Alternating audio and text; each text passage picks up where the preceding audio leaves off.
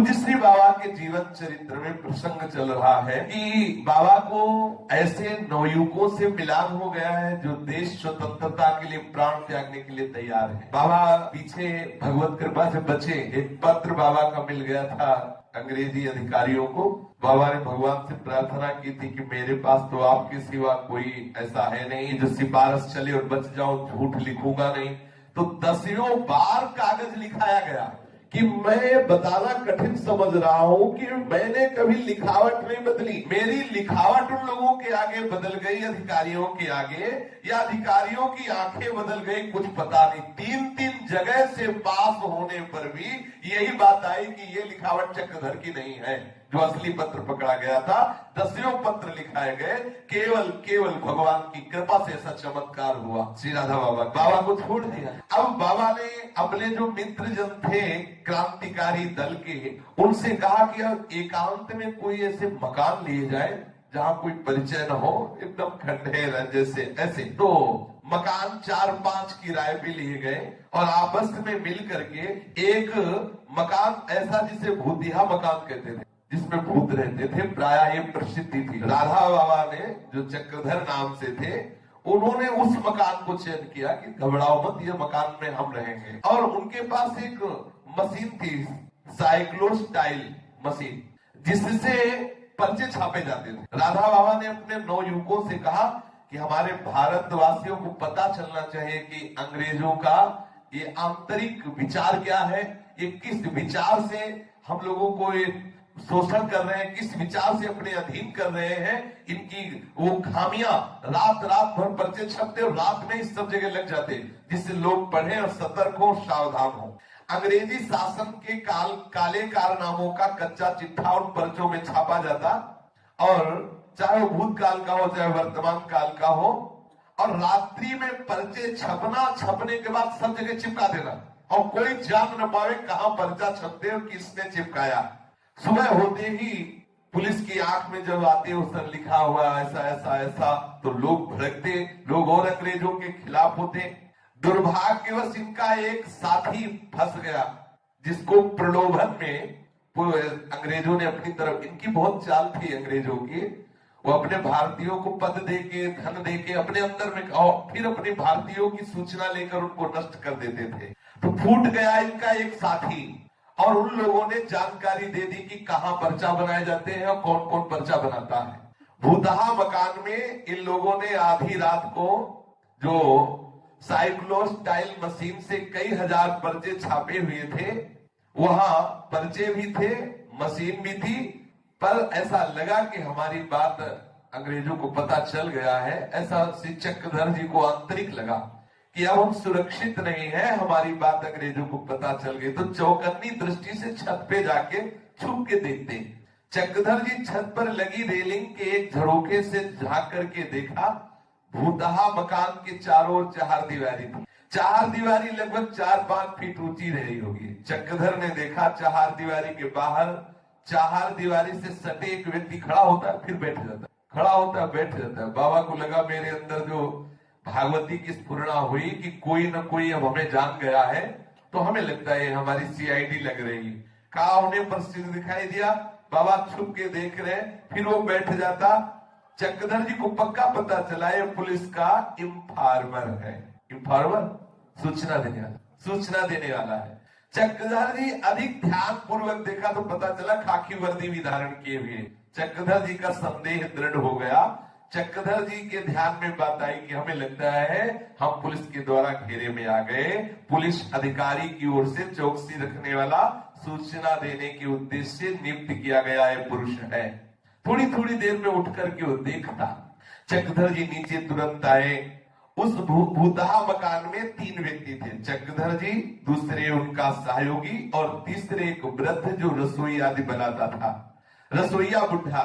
चक्रधर जी तथा उसके मित्र दोनों मिलकर उस साइक्लोस्टाइल मशीन व छापे गए पर्चे जो हजारों की संख्या में थे, अन्य सामग्री सब एक बड़े के बोरे में रख के बांधी।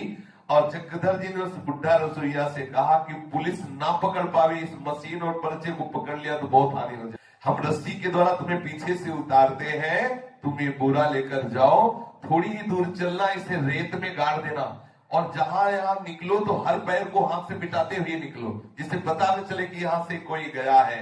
मैं भीतर से रस्सी पकड़े रहूंगा और तुम मकान के पीछे की तरफ उतर जाओ। साथ ही ये बोरा सावधानी से उतार लेना।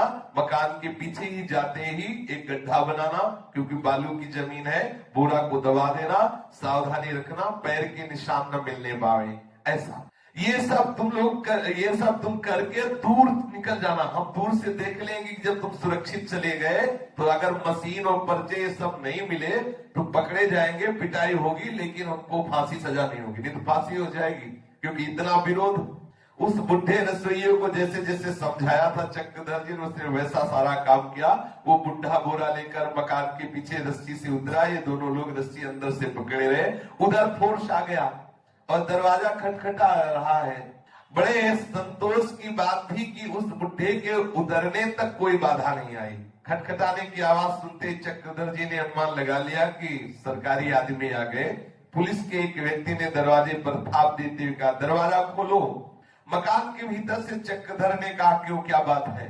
त्वरा दिखाते हुए पुलिस ऑफिसर ने कहा, जल्दी दरवाजा खोलो, जल्दी। चक्रधर जी ने कड़कती आवाज में कहा, आप कौन हैं? पुलिस के सिपाही ने भी कड़कती आवाज में कहा, पहले दरवाजा खोल। चक्रधर जी तो जान ही रहे थे पुलिस है, पर बात इसलिए कर रहे थे कि वो बुढ़ा निकल जाए दूर पीछे से।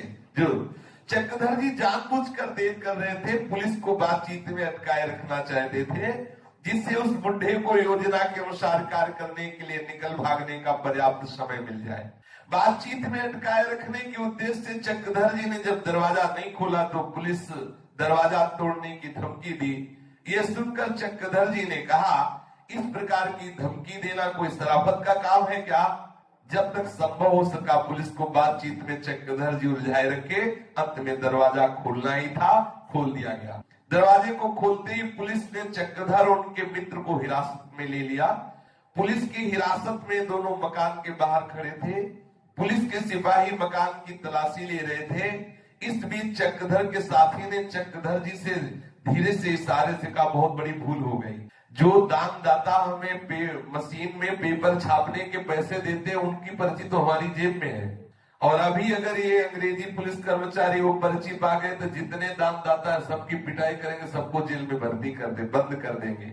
वो हमारी जेब में रखा है। इशारे से चक्रधर जी से कहा, ये पुलिस के हाथ में पड़ गया तो हमारे भारतीयों की बहुत दुर्दशा करेंगे, क्योंकि वो सहयोग करते थे।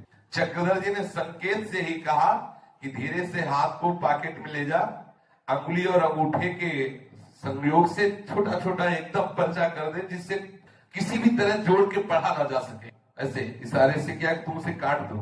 उस साथी ने बड़ी सावधानी से धीरे से हाथ अपनी जेब में ले लिया। उधर मकान की तलाशी चल रही थी और इधर चक्रधर जी ने देखा कि बुढ़ा रसोईया बहुत दूर निकल गया है। तसल्ली हुई कि मशीन छुप गई, पर्चे छुप गए, अच्छा रहा, बुढ़ा भी निकल गया। चक्रधर जी का मन आश्वस्त हो गया। पर्चे तथा वो साइक्लो स्टाइल मशीन सुरक्षित है। मकान की तलाशी में पुलिस को कुछ मिला नहीं।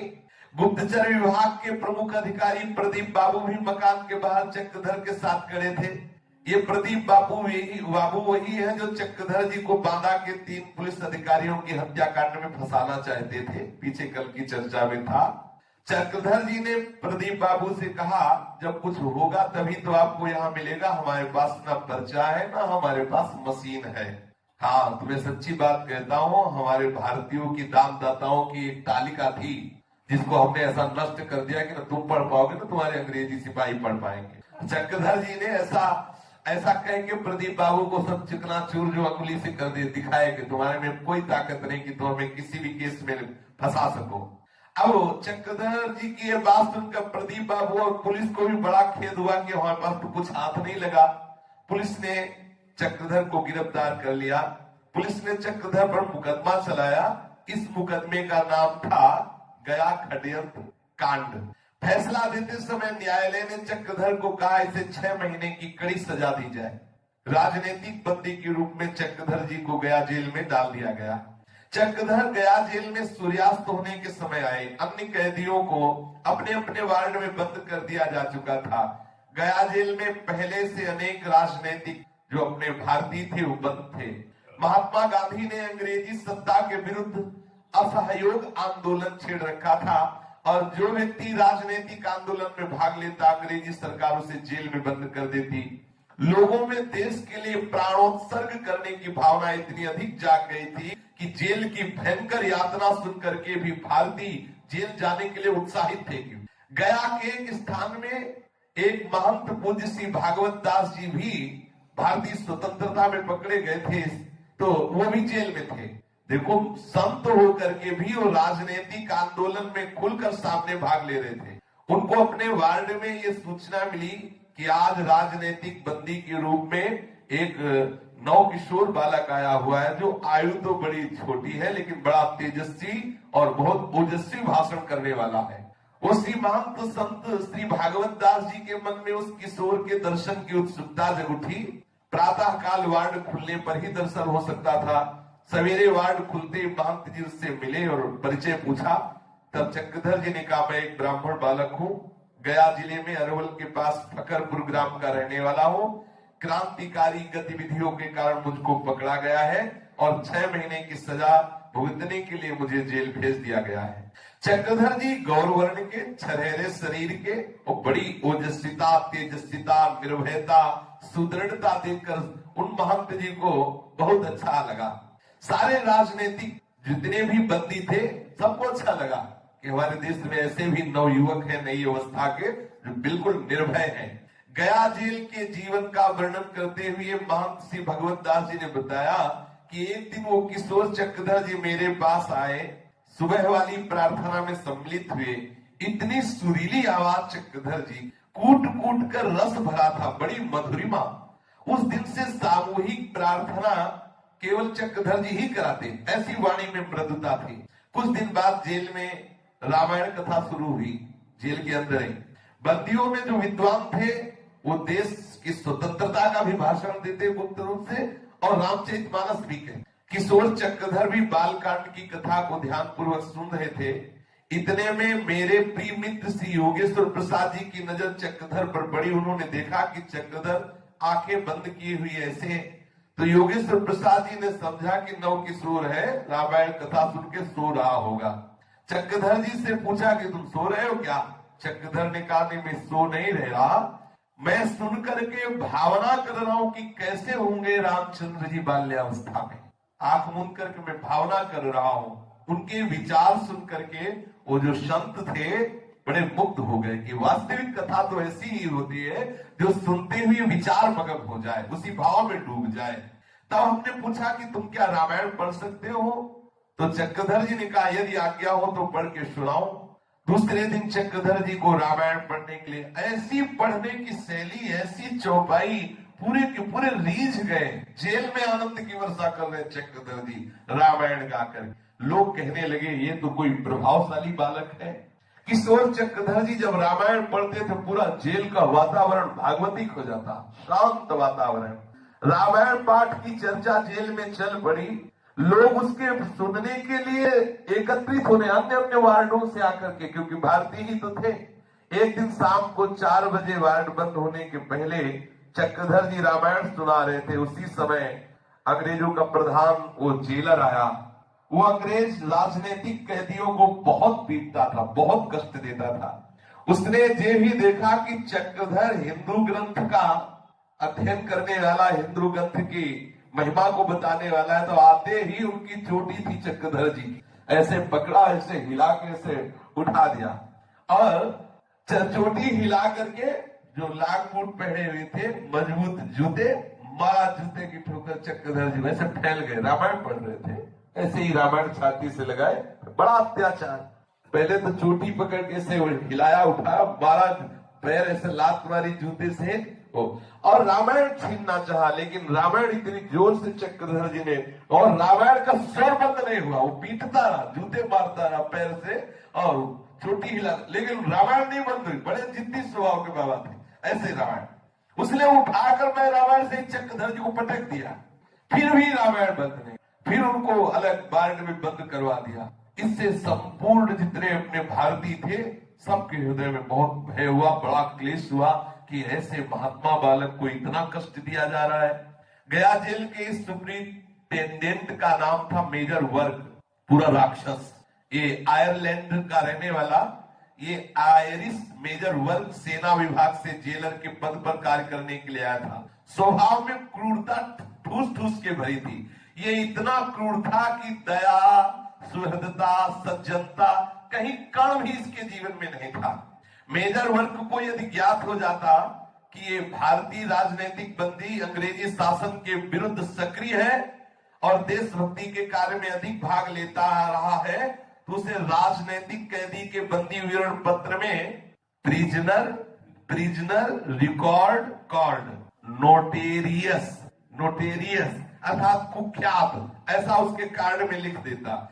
जिस बंदी के विवरण पत्र पर ये नोटोरियस ऐसा लिख देता तो उसे बहुत कष्ट दिया जाता था। जिसके कार्ड में लिख दिया जाता कि बहुत कुख्यात है, देशभक्ति से युक्त होकर के ये राजकीय विभाग के विरुद्ध में आचरण करने वाला, उसे बहुत दंड दिया जाता। और ये लिख दिया उसने चक्रधर जी के कार्ड में। उसे संतोष इतने से भी नहीं हुआ, एक वाक्य और लिख दिया कि आई विल टेक केयर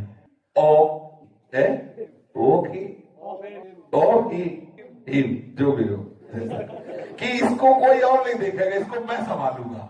उसने अंग्रेजी जेलर ने कहा, एक कार्ड में लिख दिया कि ये राजकीय विभाग का कुख्यात मतलब विरोध करने वाला है इसे, और जो जिसके इसमें लिखे उसे बहुत दंड दिया। उसने बोला कि दूसरा कोई अधिकारी इसे नहीं संभालेगा, इसे मैं संभालूं। वो बहुत राक्षस स्वभाव का था। इसकी संभाल मैं करूंगा। संभाल के नाम पर वो राजनैतिक कैदियों के दिमाग को ठोर ठिकाने लगाने का ठेका लेता, अर्थात बहुत मारता, इतना मारता कि देशभक्ति का भूत उठ जाए। यहां तक कि वो जान से मार देता था। मारते मारते वो कितनों को मार चुका था, मौत के घाट उतार दिया था।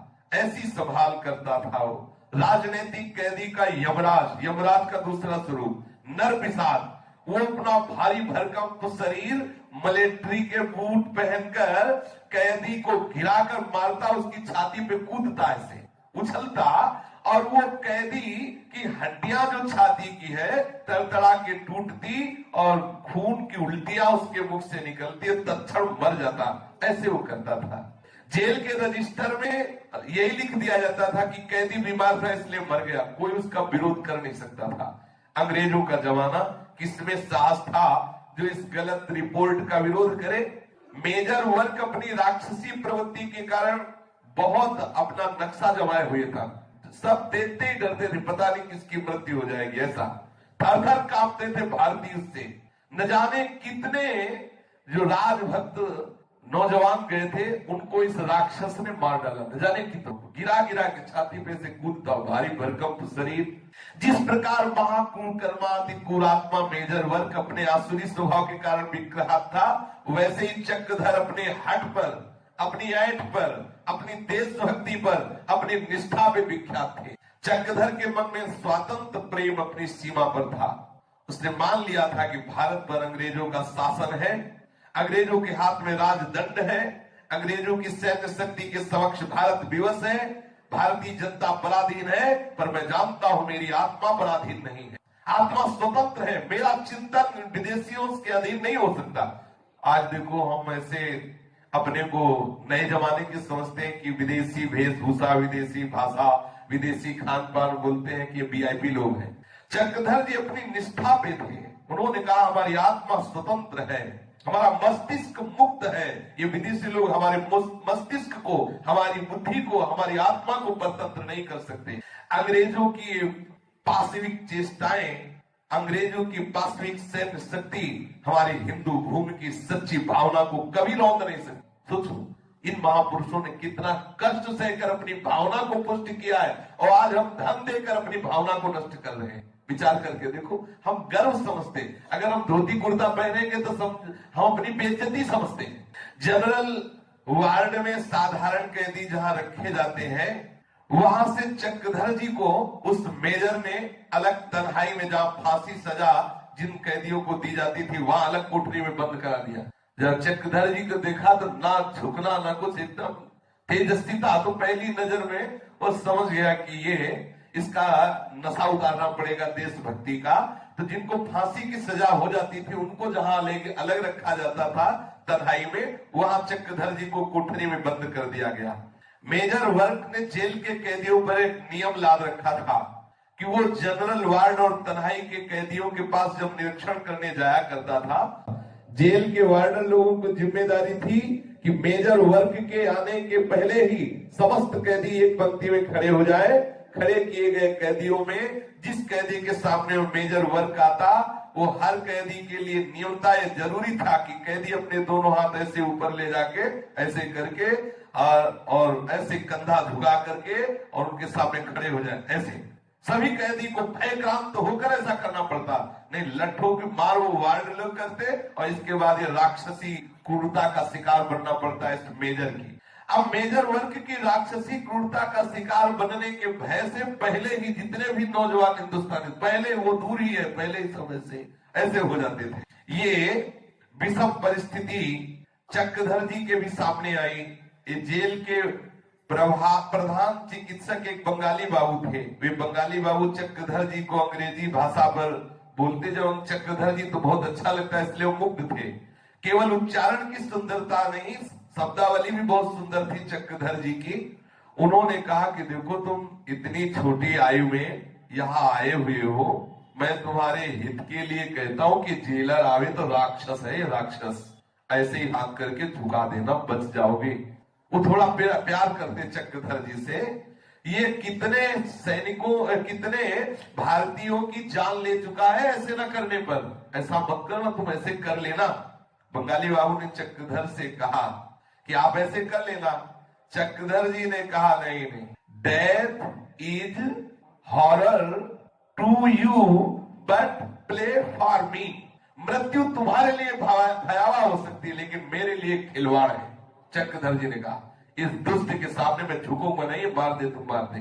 ऐसा रही हाथ उठाने की बात, तो यही तो हमारी भारतीय इज्जत है कि इसके सामने मैं ऐसे नहीं करूंगा, इसके सामने मैं ऐसे नहीं करूंगा, ये हमारी टेक है, मैं जीते जी कभी ऐसे नहीं करूंगा, ये मार दे तुम मार दे। ऐसा स्वतंत्रमती चक्रधर जी बिल्कुल तैयार नहीं हुई। मेजर वर्ग के आने में बिल्कुल मैं हाथ नहीं उठाऊंगा, बिल्कुल गर्दन नहीं झुकाऊंगा। चक्रधर जी को स्पष्ट लग रहा था कि अब मृत्यु निश्चित है, क्योंकि मारेगा, देख रहे थे पीछे जरा सा हुआ मारता था। इस विकट परिस्थिति में चक्रधर जी ने जो ही देखा कि वो नजदीक आता चला जा रहा है, लाइन बाई लाइन आता जा रहा है, उन्होंने भगवान से प्रार्थना की कि भगवान अब आपके ऊपर मेरी बात है, मैं झुकूंगा नहीं, भारतीय हूं इस विदेशी राक्षस के सामने, और आप संभालना, ये हमें मारे ना, अंदर से ये मुझे जान से न मारे प्रभु, क्योंकि मैं आ तो गया हूं इस देशभक्ति के मार्ग में, लेकिन अब मैं चाहता हूं कि अगर एक बार मैं यहां से मुक्त हो गया तो मैं अब तुम्हारा भजन करूंगा। मैंने देख लिया है माया का खेल बड़ा विचित्र है। वहां देखा कैसी राक्षसी वृत्तियां, उनको लगा कि सच्चिदानंद भगवान का भजन करके उनकी प्राप्ति करना ही जीवन का लक्ष्य है। प्रभु मेरी जीवन लीला समाप्त ना हो, क्योंकि मैंने आपको देखा नहीं है, मैंने आपका साक्षात्कार प्राप्त नहीं किया, और ये मनुष्य जन्म केवल आपके लिए है, ये मुझे अनुभव है।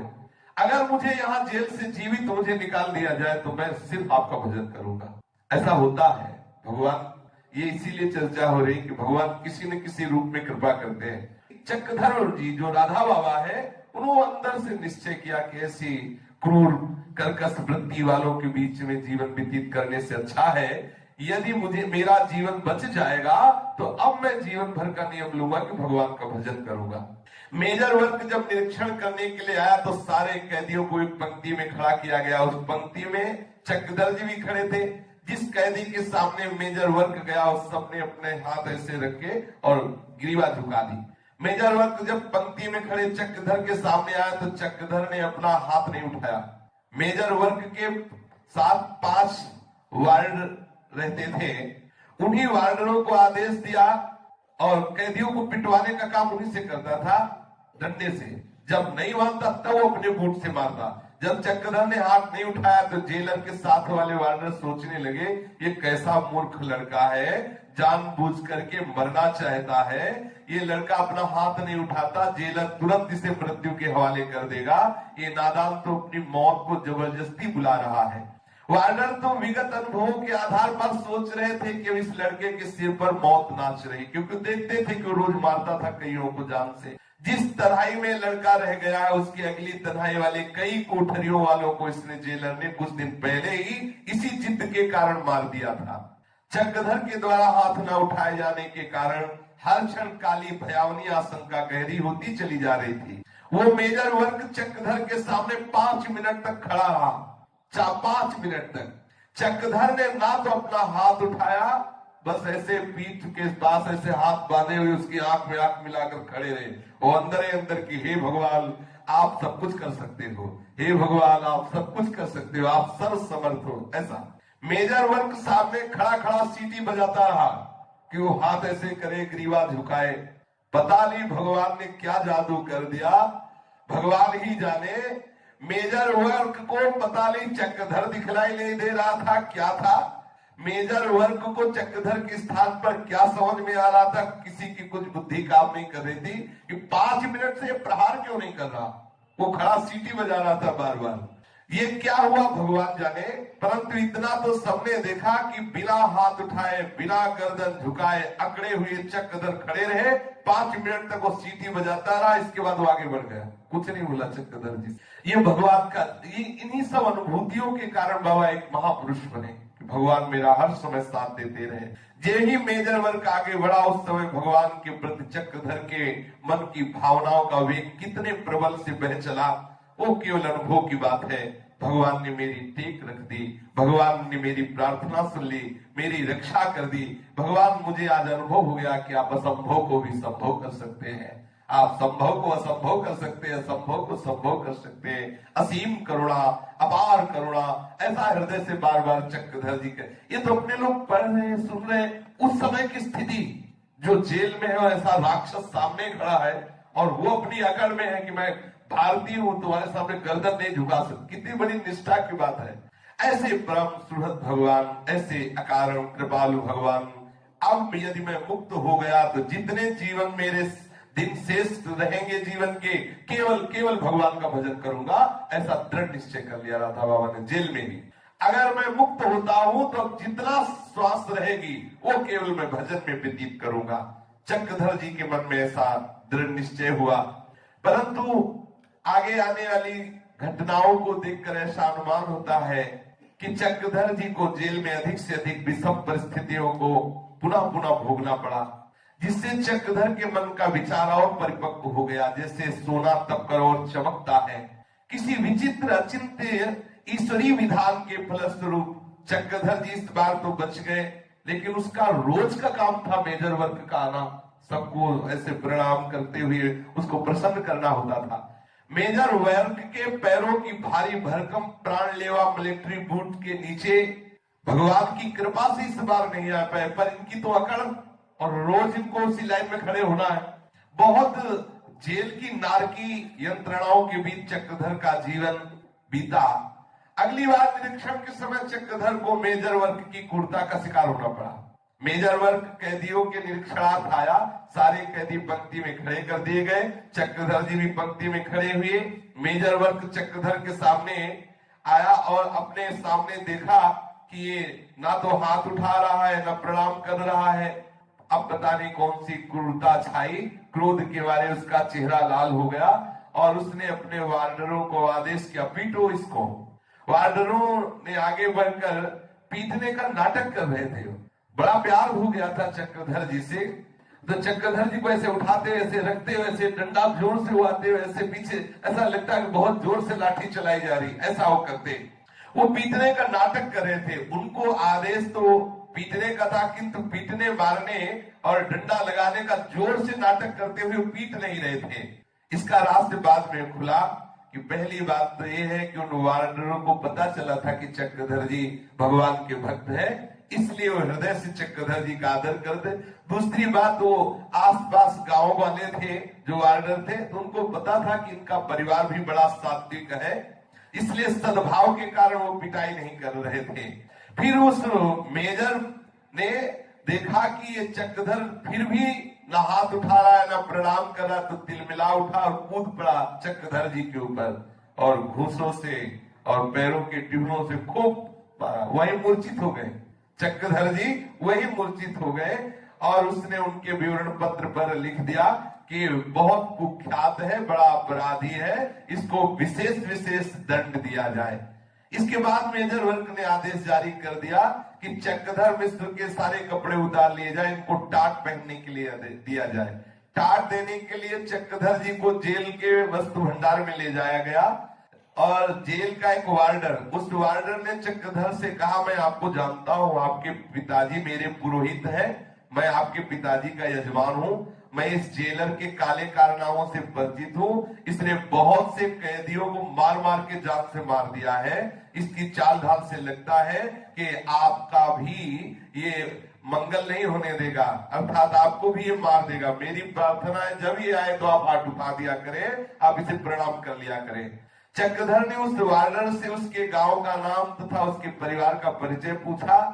वो चक्रधर के गांव से सटे गांव का रहने वाला था। उस वार्डर के मन में चक्रधर के प्रति वात्सल्य उमड़ रहा था, किंतु चक्रधर भी अपनी आदर्शवादिता को, देशभक्ति को छोड़ने के लिए तैयार नहीं थे। किसी प्रकार से चक्रधर जी ने उस वार्डर को समझा बुझा दिया।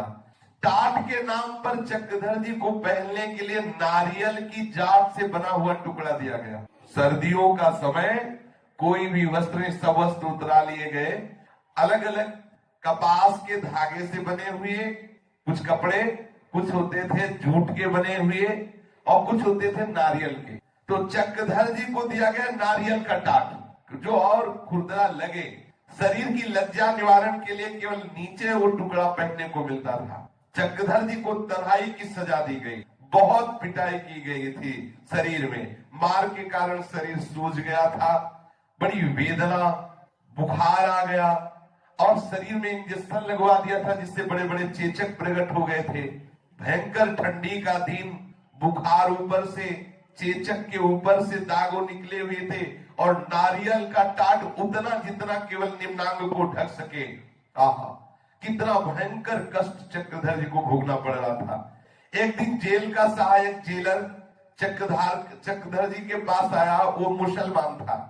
वो जेलर सामने आया, चक्रधर जी की तरफ देखा। चक्रधर जी ने कहा कि मेरे शरीर में बहुत बुखार है और ये देखो चेचक भी निकला हुआ है और ये जो वस्त्र दिया है ये नारियल का है, बहुत चेचकों में चुभ रहा है, इसलिए मेरा निवेदन है कि मेरा ये वस्त्र थोड़ा बदल दिया जाए। उसने कहा नजदीक से आके बोलो, नजदीक से। तो नजदीक से बोले मेरा वस्त्र बदल दिया। पान खाए हुए था, पूरा मुंह में थूक दिया। उस अधिकारी जो मुसलमान, पूरा चक्रधर जी के मुंह में वो पान थूक दिया। उस तन्हाई की कोठरी में तभी घोर वैराग्य बाबा को, घोर वैराग्य, ये क्या संसार है, घोर वैराग्य हुआ। उस तन्हाई की कोठरी में चक्रधर अकेले अपने कष्टों से जूझ रहा था। चक्रधर एक तो ब्राह्मण परिवार के वैष्णव संस्कार से युक्त थे और दूसरी बात यह थी कि कभी भी उनके हृदय में अन्य आश्रय नहीं हुआ। अब अंदर ही अंदर बस तेरे मालिक है दीनानाथ, सोच मन काहे को करे, बार बार कष्ट में पड़े हुए याद कर रहे थे। मेजर वर्ग के घूसों ने चक्रधर जी की नस नस को पीड़ा पहुंचाया था, इतना मारा था। बस वो चक्रधर जी उसी समय निश्चय किया अब मेरी श्वास खाली नहीं जानी चाहिए, हो सकता है आप प्राण निकल जाए। शुरू कर दिया शिव शंकर शिव शंकर शिव शंकर, राधे श्याम राधे श्याम राधे श्याम राधे श्याम, सीताराम सीताराम सीताराम सीताराम, ऐसा जपना जेल में ही प्रारंभ कर दिया। बाबा अंदर ही अंदर शिव शंकर जपते, राधे श्याम जपते, सीताराम सीताराम जपते कि कोई तो सुन लेगा, चाहे सीताराम सुन ले, चाहे राधे श्याम सुन ले, चाहे शिव शंकर सुन ले। बार बार चक्रधर जप कर रहे थे, संकट में पड़े हुए निरंतर भगवान से प्रार्थना कर रहे थे कि हे भगवान मेरी श्वासें बच जाए तो मैं आपका भजन करके आपका दर्शन पालू, जीवन का लाभ यही। शेष चर्चा आगे। श्री राधा वल्लभ लाल की जय।